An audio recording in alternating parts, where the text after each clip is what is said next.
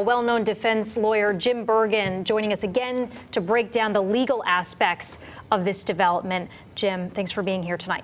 So Jim, Norm Pattis said today, made this announcement today, that the family wants to move forward with the criminal case, asking the courts to allow the murder case to move forward with Fotis Dulos' estate as the defendant here. They want to clear his name. We were talking earlier, you're saying that's just not going to happen. No. It's creative. We do not prosecute dead people. Mm-hmm. He's trying to exonerate himself. I can't imagine that the state's attorney wants to invest its resources in this. And it's never been done in Connecticut. I did do a little bit of research, and sure enough, Joan of Arc and this guy Plummer in the 1850s. But the way law works, the statute has to be passed by the legislature. The governor's got to sign it. Don't do those things, or this is the consequence. It's all statute. We don't just kind of say, don't do bad things or we're going to prosecute you.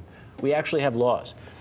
There is no law that would permit you to prosecute someone who's dead, because what are you going to do? Oh, congratulations, you win. What are you going to do? Right. Oh, congratulations, you're exonerated. What do we do? So the state would have to make that decision on what they're going to do, correct? Right. I mean, he can file his motion, and the judge is going to deny it. He can take it up on appeal. It's not going anywhere. I mean, God bless Norm for coming up with it. Jim, where does this leave the conspiracy case against Michelle Troconis and Kent Mawhinney? Because you were quoted earlier in the Connecticut Law Tribune as saying that the cases against both of them weren't very strong. Well, I'm only basing it on public information. The public information is that they each sat down, and in particularly Michelle's case, sat down multiple times. And so it was pretty plain that when you're sitting down and you're with your lawyer, you are trying to cooperate. I mean, that's just to the outsiders. And I didn't see anything in all that evidence that was proof, especially beyond a reasonable doubt, that there was any involvement before. Now, I guess a jury could infer, but I don't think a jury could infer beyond a reasonable doubt that she conspired beforehand. I just don't see that happening. Now, it did give pressure. She did apparently cooperate.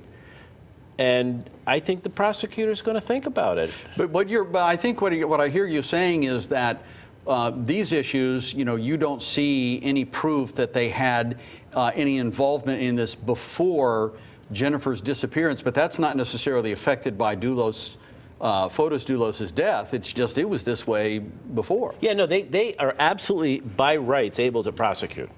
The question is, it's a matter of judgment. Right.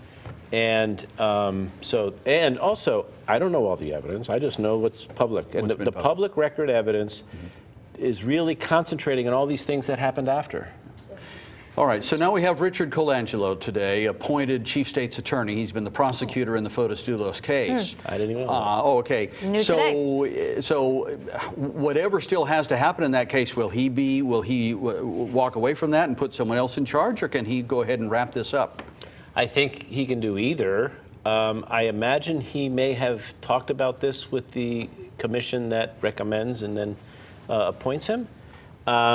I think he's got enough to do when you're trying to be a chief state's attorney. That's a big job, and there are plenty of qualified lawyers down in the Stanford courts. So I don't see him as keeping up with it, but he could.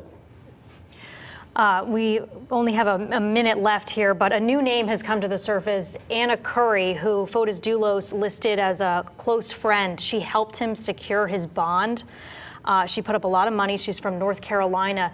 Does she get any of that money back? What happens with that? Well, the normal thing is you can either post your own money, go to court all the time, case is over, you went to court all the time, you get it all back. He didn't have $6 million, so you get a bond company. The bond company looks, okay, now in case you were to split, could I cover? All right, give me a down payment, and here I'm going to guess it was $480 plus or minus. That money's gone from the people who paid it. That bond company had a very good deal. Yeah. Because he never failed to show up while he was alive. And if someone else helped in that too, then she probably wouldn't that's get just that bad money money. That was not a great investment. All right, Jim Bergenn, we appreciate you joining us again. Always. Thank you.